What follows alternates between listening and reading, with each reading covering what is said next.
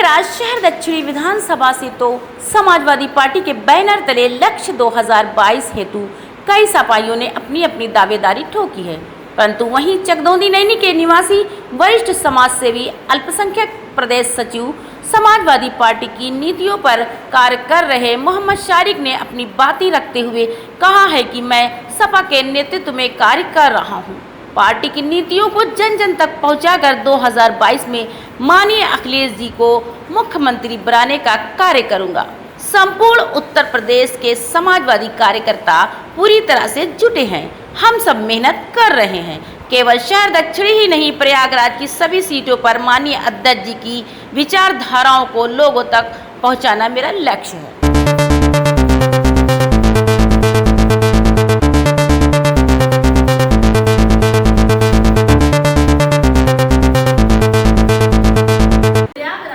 Samajwadi party के प्रदेश सचिव मोहम्मद शारिक, आज हम उनके आवास पर उनकी राय लेने आए हैं कि क्या करना चाहते हैं समाजवादी पार्टी के लिए।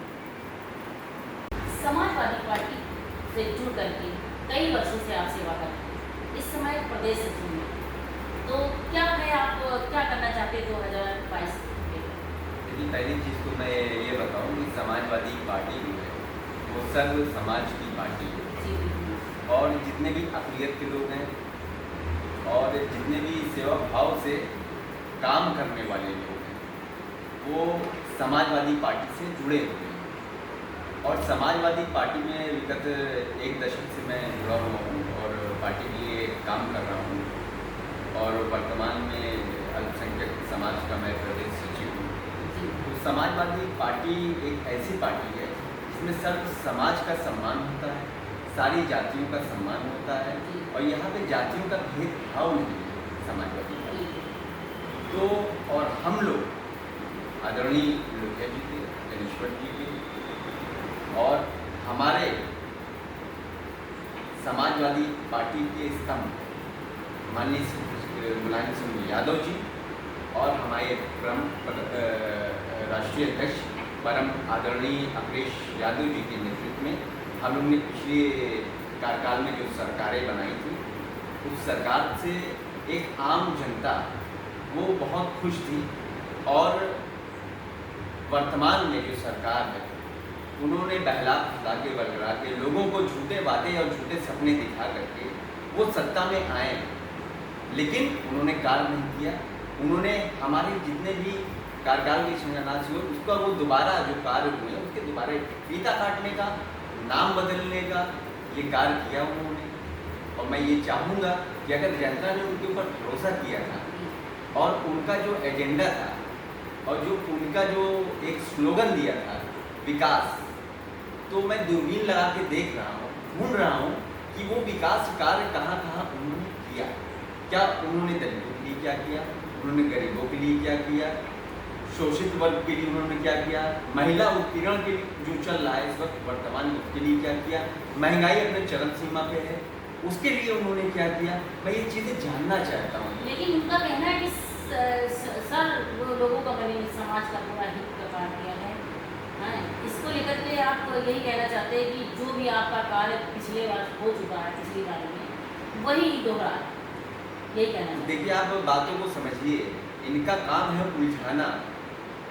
आपको महंगाई अगर चरम सीमा पे आएगी तो ये दूसरे मुद्दे में आपको उलझा दें, ये दूसरे उलझाने के लिए सबका साथ सबका विकास। मैं वही पूछना चाहता हूँ कि विकास आगे है, अगर इन्होंने कहा कि विकास है तो विकास किस श्रेणी का विकास ये कर रहे हैं, मुझे परिभाषा बताएं विकास का। महंगाई क्या है आज, और अपराध का रेट क्या है, आप जान ही रहे हैं। आप लोग चौथे स्तंभ हैं, और ये आकर के रैलियों में और आपके मीडिया पे आके बताने से नहीं काम चलेगा।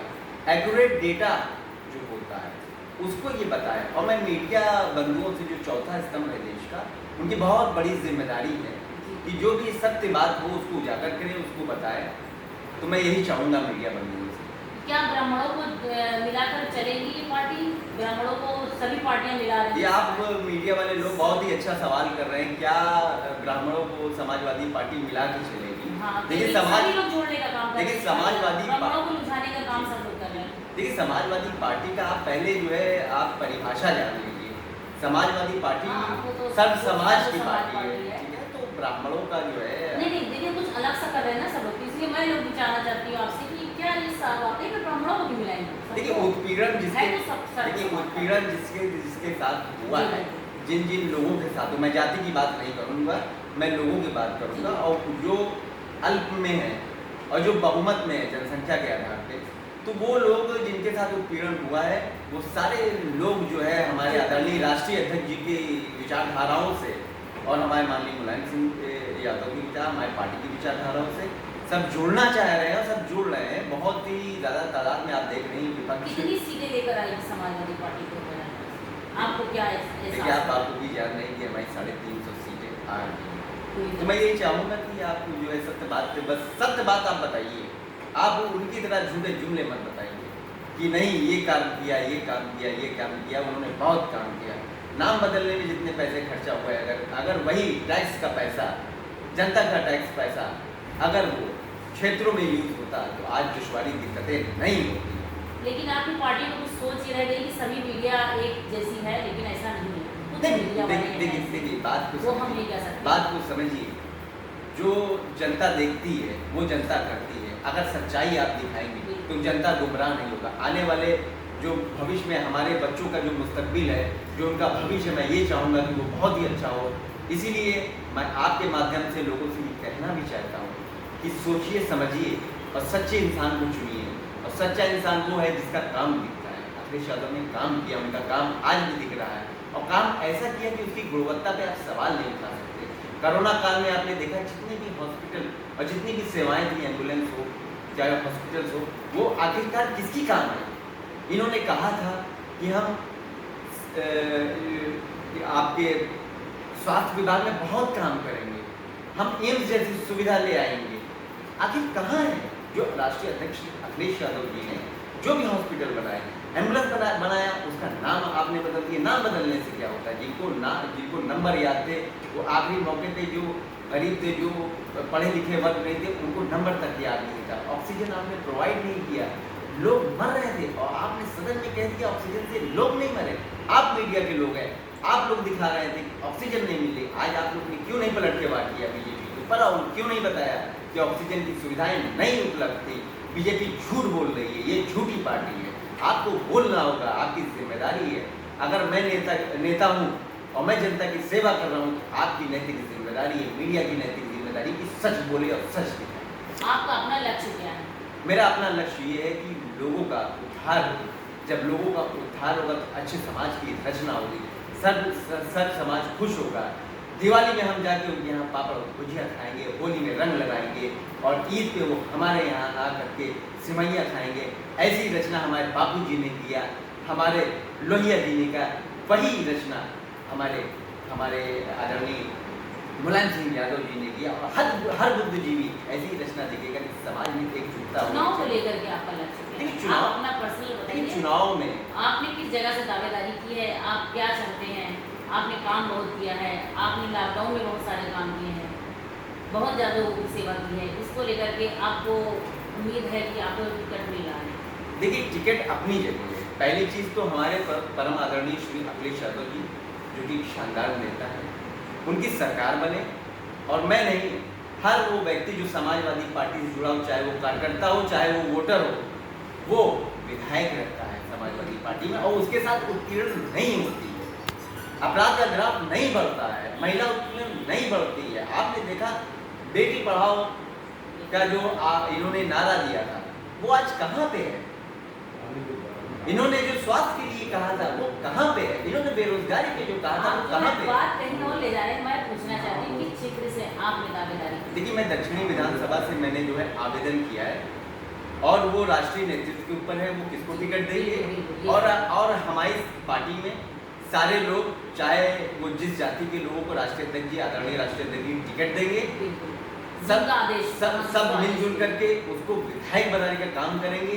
जनता उसको विधायक बनाने का काम करेगी और हम लोग समाजवादी पार्टी के विधायक को दक्षिणी से ही नहीं, क्योंकि 12 विधानसभा जो आपकी इलाहाबाद में है उसमें बना करके हम लोग उनको सदन में भेजने का काम करेंगे, और जिससे कि इलाहाबाद में विकास की एक ऐसी गंगा बहे कि हकीकत में जो उन्होंने जुमला कहा था कि स्मार्ट सिटी बनाएंगे, तो मैं देख रहा हूँ स्मार्ट सिटी सिर्फ जो इलाहाबाद में चंद जो एरिया है, सिविल लाइन्स के एरिया है, और जो थोड़ा सा आपका संगम से रिलेटेड एरिया है, सिर्फ वहाँ पे विकास के काम हुए कि आप करेली में चले जाइए, नैनी में चले जाइए, तो गड्ढा मुक्त सड़कों की जो बातें किया था वो नहीं था। तो मैं ये कहना चाहता हूँ कि आपने जब झूठी बातें कह के आप सरकार में आए तो आप सच उसको करिए। आप क्यों नहीं कर रहे हैं? हम लोग इस बार 2022 में महंगाई के मुद्दे को लेकर, महिलाओं के मुद्दे, बेरोजगारी के हमारे मुद्दे रहेंगे, हमारे सिर्फ और सिर्फ आम जनता, आम गरीब लोगों की बातों को लेकर के हम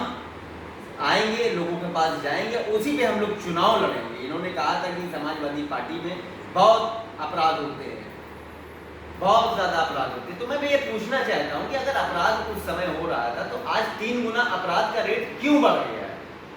समाजवादी पार्टी अगर के कार्यकाल में अगर अपराध होता था तो आज बीजेपी के कार्यकाल में 3 गुना अपराध क्यों है?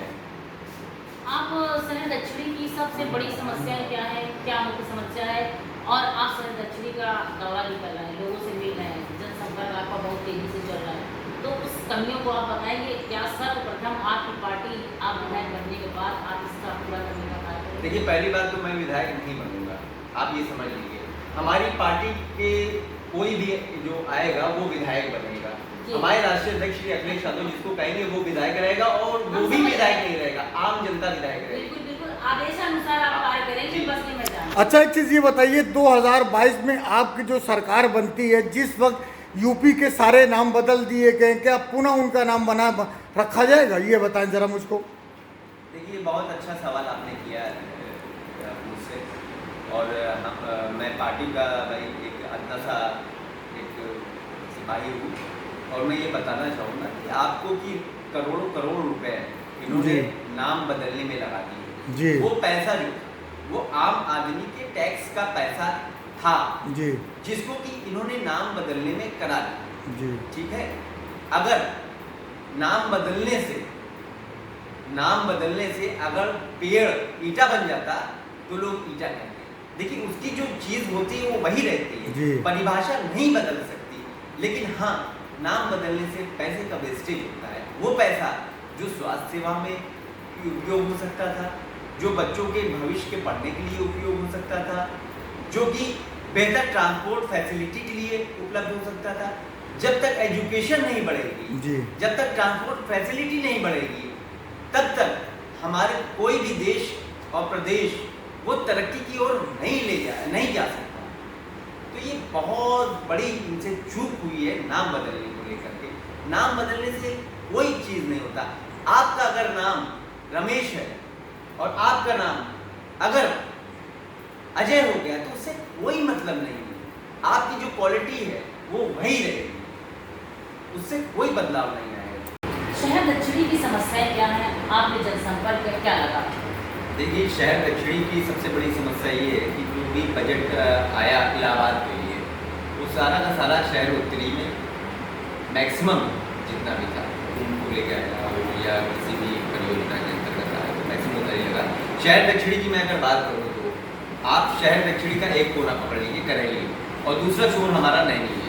ये दोनों छोरों में आप देखेंगे तो गड्ढा मुक्त जो सड़कों की बात हुई थी, वहाँ पे इस समय बरसात का मौसम है, और मैं आप मीडिया बंधु मैं ये चाहूँगा कि मेरी बातों पे आप मत जाइए, आप जाइए, आप कवरेज करिए, वहाँ पे देखिए कि गड्ढे कैसे हैं, वहाँ पे सीवर की दिक्कतें कितनी है, और वहाँ पे लाइटों की सबसे ज़्यादा समस्या इस वक्त चल रही है। आपने एक तरफ जहाँ पे बिजली का बिल जो कि 2 गुना के लमसम पहुँच गया पर यूनिट बिजली का, आज क्या चल रहा है रेट, उसको आपने इतना हाइप कर दिया है, इतना बढ़ा दिया है। और दूसरी तरफ आज जो है आप 24 घंटे की बिजली देने की बात की थी, कहीं पे 5 घंटे बिजली आ रही, कहीं पे 8 घंटे बिजली आ रही, कहीं पे 10 घंटे बिजली आ रही। तो जब बिजली की बात मैं करूँगा आपसे, तो आपने कहा था 24 घंटे की मैं बिजली दूँगा, तो जब शहर के इलाकों का ये हाल है तो गाँव के इलाकों का क्या हाल होगा? दूसरी चीज़, यहाँ पे फैक्ट्रीज हैं हमारे नैनी में, फैक्ट्रीज बंद होने के कगार में है क्योंकि वो प्राइवेट लोगों को बेची जा रही है। तो जब यहाँ पे जब फैक्ट्रीज बंद होगी तो हमारे यहाँ के जो युवा रोजगार और जो हमारे पहले के जो यहाँ पे कर्मचारी थे वो सारे लोग थे, BPCL हो गया, बहुत सी फैक्ट्री जो बंद हुई, तो वो कर्मचारी आके कहाँ जाएंगे? वो आखिरकार पलायन करने पर मजबूर होंगे। जब वो पलायन करेंगे तो दूसरे प्रदेश में जाते हैं, तो वहाँ पर उनको रोजगार की सुविधा नहीं मिलती, और उसी क्रम में यहाँ पे जितने भी लोग हैं वो आत्महत्या करने के कगार पे आ जा रहे हैं। महंगाई का आप स्तर जान ही रहे, पेट्रोल का रेट जारी रहे, तो आम आदमी वो कैसे अपना जीवन यापन करेगा? और यहाँ पे मेयर भी है, वो उनसे भी मैं ये कहना चाहूँगा कि उन्होंने जो है हाउस टैक्स का जो अभी रेट उन्होंने बढ़ाया है, और स्कूलों में जितने भी बच्चे पढ़ रहे हैं कोरोना काल में, उनके फीस के लिए उन्होंने क्या किया, लगातार हम समाजवादियों ने जो है आवाज़ उठाई, तो उस पर कोई उन्होंने एक अच्छी जो है जांच कमेटी बैठा करके जनता को रिलीफ नहीं दिया है। और हमारा व्यापारी वर्ग यहाँ पे काफ़ी तादाद में है, व्यापारी वर्ग के लिए GST में उन्होंने क्या किया? आए दिन जो है दुकान के सामने चालान हो रहे हैं, लोगों को चालान देना पड़ा। क्या वो व्यापारी वर्ग क्या इसीलिए सरकार लेके आए थे? उन्होंने क्या इसी आस्था में जो है देखते हुए उन्होंने अपनी जताई थी कि मैं बीजेपी को वोट दूंगा तो मैं खुशहाल हो जाऊंगा? आप जाके देखिए व्यापारियों को क्या हाल है। जब पेट्रोल डीजल का रेट बढ़ेगा तो सब्जियों का रेट क्या होगा, दाल का रेट क्या होगा, तेल का रेट क्या होगा? यदि आपकी सरकार आती तो क्या इन सबों पर कार्रवाई होगी क्या? देखिए, हर वो लोग, हर वो सरकार जो आम जनता के इमोशनल से खिलवाड़ करेगी, उसके साथ कार्रवाई होनी चाहिए, क्योंकि जनता ही एक ऐसा, जनता ही जनार्दन होती है, जनता ही के चुने हुए लोग सदन में जाके बैठते हैं, और सदन में जो बैठते हैं वही फैसला लेते हैं। इसलिए समाजवादी पार्टी आने वाले दिनों में जनता के लिए काम करना चाहती है, और ये झूठे वो लोगों से जनता परहेज करेगी, और सच्चे जो लोग हैं उनको जनता लाने वाली है। जनता ने कह दिया है कि 22 में सिर्फ और सिर्फ 22 ही लाएगी। आप परिचय दें अपना। मोहम्मद शारिक, प्रदेश सचिव अल्पसंख्यक समाज। Thank you. आप देख रहे हैं खबर प्रयागराज से असबाबे हिंदुस्तान की।